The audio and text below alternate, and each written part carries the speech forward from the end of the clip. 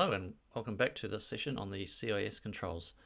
In this lesson we will continue on to Control 12, Network Infrastructure Management, and the 8 safeguards within this control. Control 12 focuses on actively managing network infrastructure, including routers, switches, firewalls, and wireless access points, to ensure it is secure, supported, and configured to minimize risk. This involves tracking devices, updating firmware, applying secure configurations, and decommissioning outdated equipment. Why is this control important? 1. Reduces attack surface. Unmanaged or misconfigured network devices are common entry points for attackers. 2. Ensures secure communication. Proper management protects data as it moves across internal and external networks. 3. Supports visibility and control. Knowing what devices are on the network allows faster incident detection and response. 4. Protects against known vulnerabilities. Regular updates and configuration hardening help prevent exploitation of known issues. 5. Improves operational resilience. A well-managed network is more reliable and easier to maintain during outages or attacks. Let's start learning about each of the safeguards within Control 12. Safeguard 12.1 Ensure network infrastructure is up to date. Comes under the Protect security function and is within Implementation Group 1. The safeguard requires organizations to keep network infrastructure components current by using latest stable software releases and/or supported Network as a Service or NaaS solutions. It also involves reviewing software versions monthly or more often to confirm continued vendor support and timely updates. Why is this safeguard important? 1. Reduces exposure to known vulnerabilities. Outdated network firmware and software are frequent targets for attackers. 2. Improves performance and stability. Supported versions often come with security patches and performance enhancements. 3. Ensures vendor support. Using supported versions allows access to critical vendor fixes and assistance during incidents. 4. Supports compliance and audit readiness. Regular version checks demonstrate proactive security management. 5. Minimizes risk from end-of-life or EOL systems. This identifies and phases out infrastructure no longer receiving updates.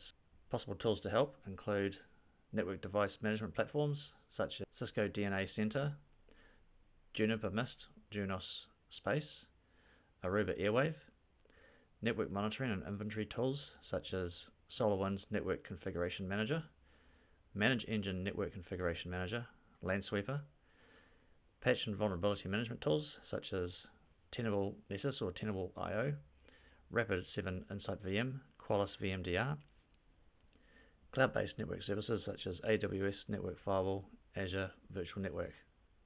Safeguard 12.2 Establish and maintain a secure network architecture comes under the Protect security function and is within Implementation Group 2. The safeguard requires organizations to design and continuously maintain a secure network architecture. The architecture should incorporate segmentation, least privilege, and availability principles. Implementation typically includes documented designs, defined policies, and controls that support secure and resilient network environments. Why is the safeguard important? 1. Reduces lateral movement. Network segmentation limits the spread of attacks across systems and departments. 2. Enforces access control. Applying least privilege ensures users and systems only access what they need, lowering risk. 3. Improves resilience. Designing for availability ensures network services remain operational during failures or attacks. 4. Supports compliance and governance. A documented and secure architecture aligns with regulatory and industry standards. 5. Adapts to growth and change. A well-planned architecture scales securely with business needs and new technologies. Possible tools to help include tools for network design and management, such as those from Cisco Secure Network Analytics, Azure Network Watcher, AWS VPC Flow Logs, SolarWinds Network Topology Mapper, Palo Alto Panorama, FortiManager. Policies and procedures such as Network Security Policy, Change Management Policy, Access Control Policy, and Disaster Recovery and High Availability Policy. Security Architecture Standards such as NIST SP 800-53, NIST SP 800-207, which is for Zero Trust Architecture, ISO or IEC 27001 version 2013 Annex A.13, CIS benchmarks for network devices, documentation and planning materials such as network architecture diagrams, asset inventory, data flow diagrams, security design review checklist. Safeguard 12.3, Securely Managed Network Infrastructure, comes under the Protect Security function and is within Implementation Group 2. The safeguard emphasizes the need to securely manage all network infrastructure, such as routers, switches, firewalls, and wireless controllers. Secure management involves using encrypted protocols, for example SSH or HTTPS, and modern techniques like version-controlled infrastructure as code or IAC to ensure consistent, trackable, and secure configurations. Why is this important? Encrypted protocols protect management interfaces from interception or tampering, which reduces the risk of credentials or commands being stolen in transit. Version-controlled configuration files help track and validate changes to network devices. Management actions can be logged and reviewed for compliance and troubleshooting. IAC and automation help enforce secure, repeatable, and approved changes across infrastructure, reducing misconfiguration risk. Secure and automated management speeds up deployments and reduces human error, which improves operational efficiency. Possible tools to help include secure protocols and access tools such as OpenSSH with PuTTY and VPN solutions, for example OpenVPN, Cisco AnyConnect. IAC tools such as Terraform, Ansible, Puppet, Chef. Configuration and version control tools such as Git, GitHub, GitLab, Rancid, Oxidized. Centralized network management platforms such as Cisco DNA Center, FortiManager, Aruba Central, SolarWinds Network Configuration Manager, and audit and logging tools such as TACACS Plus and Radius servers. Safeguard 12.4, Establish and maintain architecture diagrams, comes under the Govern Security function and is within Implementation Group 2. The safeguard requires organizations to create and maintain up-to-date network architecture diagrams and supporting system documentation. These diagrams should represent design, flow, and interconnection of systems within the network. Documentation should be reviewed at least annually or whenever major changes occur that could impact the network or its security posture. Why is a safeguard important? 1. Improves visibility. Clear diagrams help teams understand how systems are connected, where data flows, and where controls should be applied. 2. Supports risk identification and mitigation. Helps security teams pinpoint potential vulnerabilities, misconfigurations, and single points of failure. 3. Enables faster incident response. Accurate network map assists responders in locating affected systems and isolating threats quickly. 4. Assists with onboarding and audits. Well-documented architecture simplifies staff training and supports compliance with industry standards. 5. Supports strategic planning. Helps organizations plan for growth, redesign, or modernization efforts with a clear understanding of the current environment. Possible tools to help include network and system diagramming tools such as Microsoft Visio, Lucidchart, Draw.io, automated network mapping tools such as NetBrain, SolarWinds Network Topology Manager, PRTG Network Monitor, documentation platforms such as Confluence or SharePoint, Notion, OneNote, Google Workspace, Microsoft 365, change management and review tools such as Jira or ServiceNow, Git, and audit review templates, key supporting documents including network architecture diagrams, system inventory lists, data flow diagrams, change management logs. Safeguard 12.5, Centralized Network Authentication, Authorization and Auditing, or AAA, comes under the Protect Security function and is within Implementation Group 2. The safeguard requires organizations to centralize AAA, or Authentication, Authorization and Auditing, for all network infrastructure components. This means using a centralized system to control who can access network devices, what actions they are allowed to perform, and recording all access and administrative activity for accountability and compliance. Why is this safeguard important? 1. Improves access control. Centralized authentication ensures only approved users can manage or configure network devices. 2. Enforces least privilege. Role-based access controls limit users to only the permissions they need. 3. Enhances visibility. Centralized auditing creates a full record of who accessed what, when, and what changes were made. 4. Supports rapid incident response. Logs and audit trails help investigate suspicious activity and misconfigurations. 5. Reduces risk of mismanagement. Helps prevent unauthorized or accidental changes to network infrastructure. 6. Aids in compliance. Many frameworks require centralized logging and access control for sensitive systems. Possible tools to help include AAA protocol servers such as FreeRadius, Cisco ICE or Identity Services Engine, Microsoft Network Policy Server or NPS, TACACS Plus servers, for example Cisco ACS TACACS.net, IAM platforms such as Active Directory, Entra ID, Okta, Jump Cloud, LDAP directory services, and logging and auditing tools such as syslog servers, for example Greylog, Kiwi Syslog, Splunk, SIEM platforms, for example QRadar, Microsoft Sentinel, Elastic SIEM. Safeguards 12.6 Use of secure network management and communication protocols comes under the Protect Security function and is within Implementation Group 2. The safeguard requires organizations to use secure protocols when managing network infrastructure and transmitting data. This includes protocols like 802.1x for port-based access control and WPA2 Enterprise or higher for encrypted wireless communication. These protocols protect against unauthorized access and eavesdropping. Why is a safeguard important? 1. Protects sensitive information in transit. Secure protocols encrypt data, preventing interception by attackers. 2. Prevents unauthorized access to network devices and services. Protocols like 802.1x enforce identity-based access to wired and wireless networks. 3. Reduces the risk of man-in-the-middle attacks. Secure management protocols, for example SSH, HTTPS, replace insecure alternatives like Telnet and HTTP.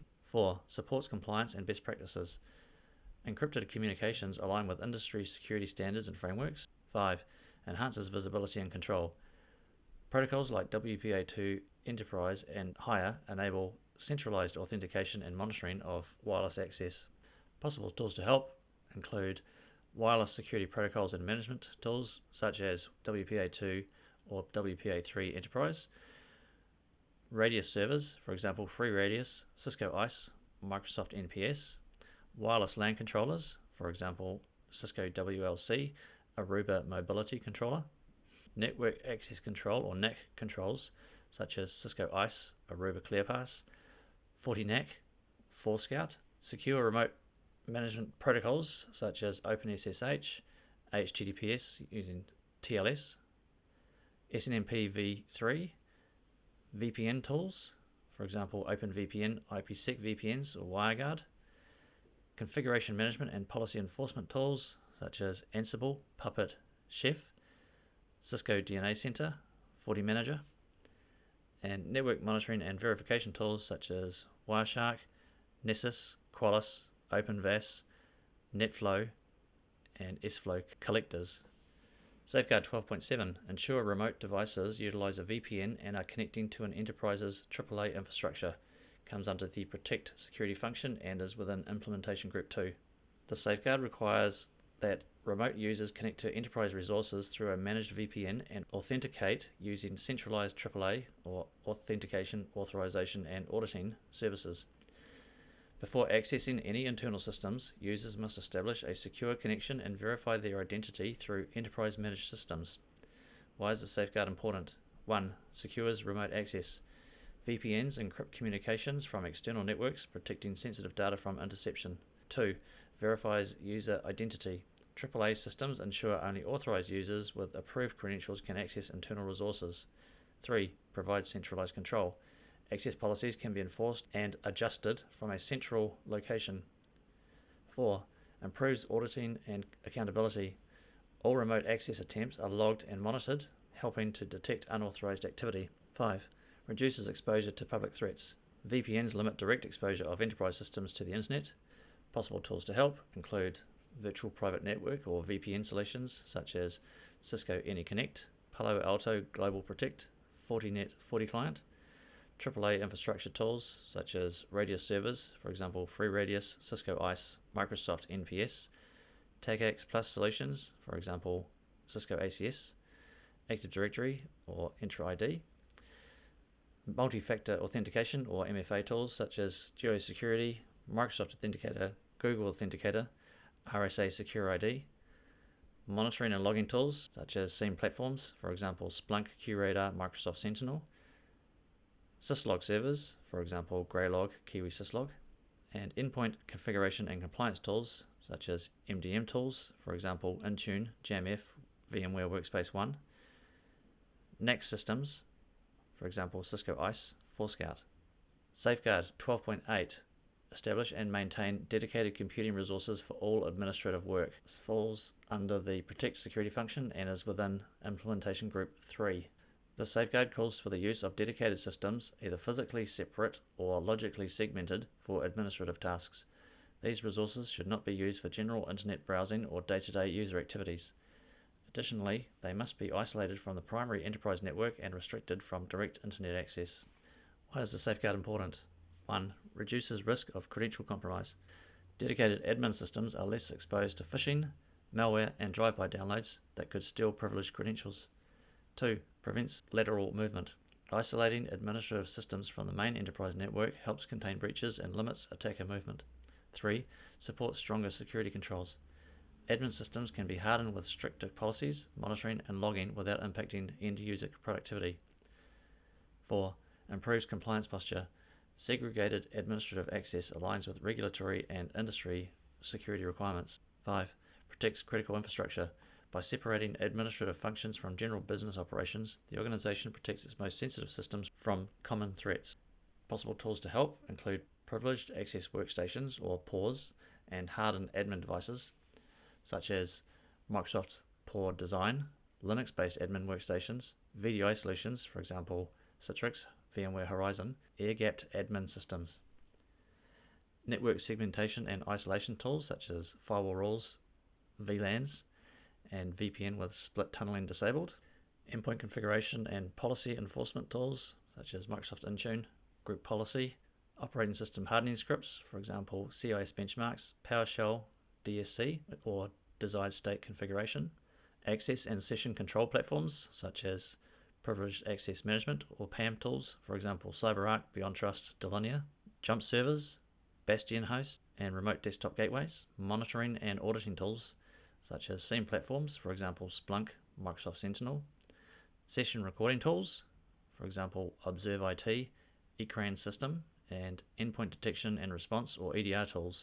In this lesson you have learnt the 8 safeguards included in CIS Control 12, Network Infrastructure Management, the implementation group of each safeguard, and possible tools to use within each safeguard. In the next lesson I'll take you into Control 13, Network Monitoring and Defense, including the recommended safeguards in this control, the implementation group of the safeguards, and some recommendations on tools you may use to help in implementing the safeguards. I look forward to you joining me in the next lesson as we continue discovering the CIS controls. Thank you.